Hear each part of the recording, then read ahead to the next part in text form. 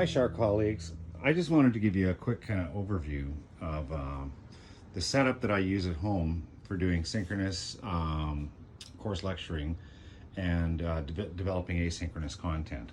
So this is my setup. It's not outrageously big, and you can see it's just in a little section of my tiny little family room. But you see that I have a green screen, which makes a lot of the backgrounds that we might use with a Schar School or George Mason University resource backgrounds turn out much more effectively. And then I have some standard computer stuff, you know, a printer. I have the computer itself. Then I have a lot of strange things that I want to show you guys here. So this is a mixing board that I use to adjust levels, and I can use alternative audio inputs. So for example, you can put an MP3 player like an iPod or something, connect it there, and activate some audio on demand, adjust its levels, etc.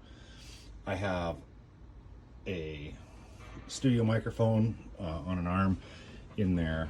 There's keyboard and mouse. What I have over here is a document camera, and you can see that the document camera, you know, points down at a set of documents, and that's what I use as a whiteboard. Over here, what I have going on is I have an active Zoom session right now where I'm proctoring an exam. And in addition to what you see there, I also have the ability to do video switching. So to show you how the video switching works, let me show you what I'm going to do here. The first thing I'm going to do is I'm going to stop the video in the Zoom session for me. So you see right now, my video is just the Schar School logo.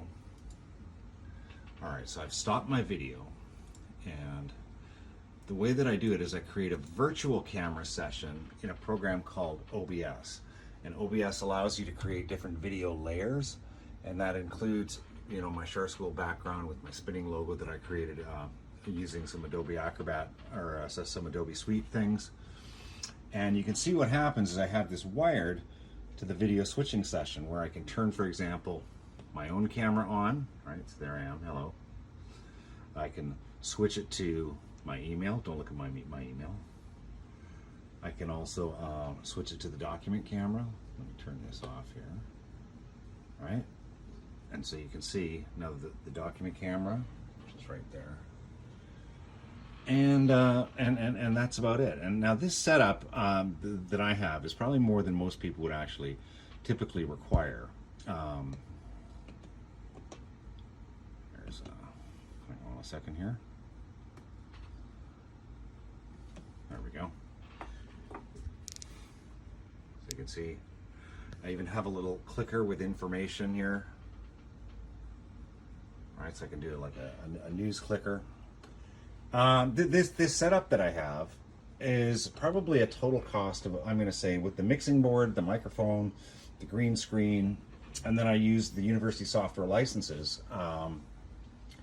I would say that this entire setup probably cost me about $500 maybe, excluding the computer, obviously. Oh, and I have a second camera, obviously. This camera here is for the one that you're seeing over there. And so this is probably more than most people would need. I think probably a lot of people, you know, if you're using the virtual backgrounds in Zoom, that has no cost to you. Although the quality of the background, the appearance of the background is going to look better if you do use green screen. I can tell you that you probably don't need a mixing board. You probably don't need, you know, a microphone like this, but I do recommend an external microphone. I do recommend that you use lighting. And by the way, I'll show you what I have for lighting. I have a variety of different lighting sources here. And the main strategy with the lighting that you want to have is you want your foreground brighter than your background. But if you're using green screen, you do want to illuminate the screen itself to make it a consistent, cohesive color, which will make the your ability to wash out the green colors more effective. And you can see that I'm wearing a shirt right now that has no green on it. That's another strategy. Of course, you could wear a green shirt and then just be like a disembodied head talking in your lecture. That could be a fun thing to do too. But anyway, all right. So that's it. I'm going to put a list of my equipment available accompanying this little mini lecture or whatever you want to call it. and then you can, you know, make your decisions, you know, maybe with some links to Amazon, and maybe we can check with the Schar School and see, you know, what you're allowed to purchase out of your indirect, and the method by which you're allowed to purchase it as you develop more and more content. All right, stay safe out there. Enjoy the rest of your summer.